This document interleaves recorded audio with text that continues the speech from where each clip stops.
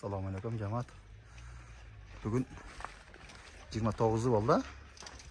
29-iyun bo'ldi. Xudo xolasa.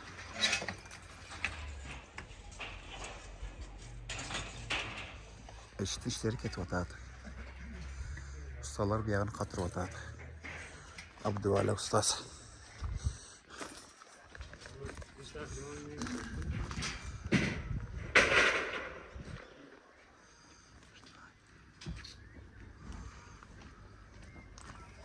Bu endi xudo xolasa malanga aqtar surtuluvi var. Shkatirga bog'lib malangalar nima qilgan ekan ajda bitib chiqadi xudo xolasa. Zo'r bo'lgan. Biz sizni bir joyga olib ketib qolsa deymiz.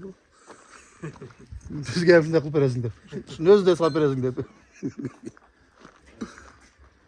Ustasi aytmaymi usta kim desa? Sekret deymi?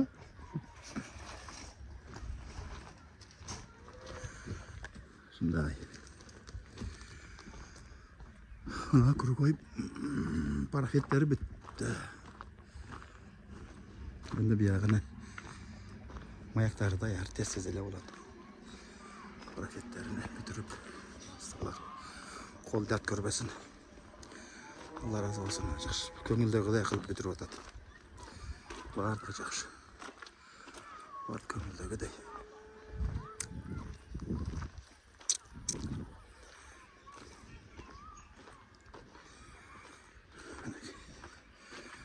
Bir yağın bitiptir. Deniz olup çırayla var. Dedim manyaklar şu olsa. Hangi opşana kendine git çıkat. Buraya ne bulu öğretti.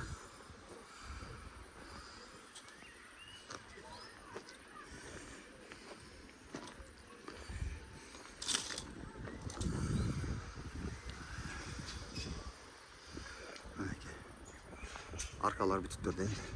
Arkalar ne iş? İşini kısa.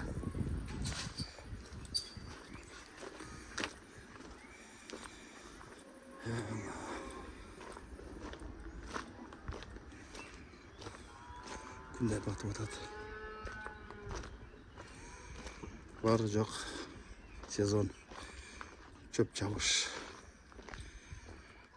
dalani jiymay boshlangan.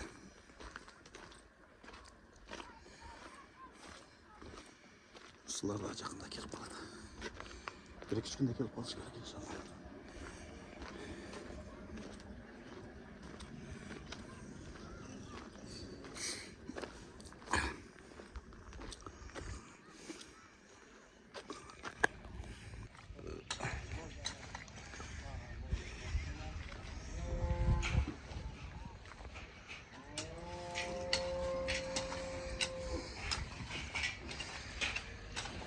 Okay.